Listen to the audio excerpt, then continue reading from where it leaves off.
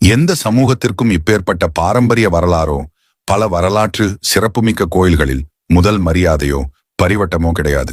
உண்மை நிலை இவ்வாறு இருக்க நம்முடைய வாழ்வியலுக்கு சம்பந்தமே இல்லாத எஸ்சி பட்டியலை விட்டு வெளியேறினால் மட்டுமே நமக்கு உண்மையான விடுதலை.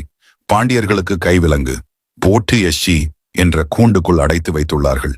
நம்முடைய அன்பான நலம் விரும்பிகள் இப்படி சதி செய்து கூண்டிற்குள் அடைத்து வைத்துவிட்டு யார் கூண்டிற்குள் அடைத்தார்களோ அவர்களே நம் மீது கரிசனம் காட்டுவதெல்லாம் நடிப்பின் உச்சம். நம் பேரை சொல்லாமல் இருப்பதற்கு காரணம் அழகாக சொல்கிறார்கள். ஜாதி பிரச்சனை வருமாம். அப்ப ஜாதி அடையாளங்களோடு இருக்கக்கூடிய தெருக்கள், கல்வி நிறுவனங்கள், மேலும் எங்கெல்லாம் ஜாதி அடையாளங்கள் இருக்கிறதோ அதையெல்லாம் நீக்க வேண்டியதுதானே.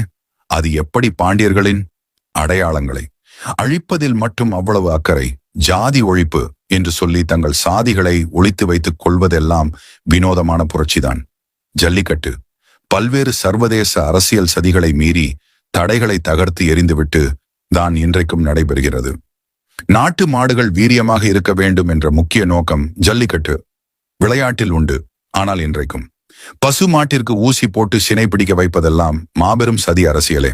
தமிழர்களின் பாரம்பரியம், பண்பாடு, கலாச்சாரம் பாதுகாக்கப்பட வேண்டும் என்றால் பல்லர்கள் தாங்கள் யார், தங்களின் பலம் என்ன என்பதை முழுமையாக உணர்ந்து மீண்டெழ வேண்டிய கட்டாயத்தில் உள்ளோம். பல்வேறு அரசியல் சதிகள், சூழ்ச்சிகளிலிருந்து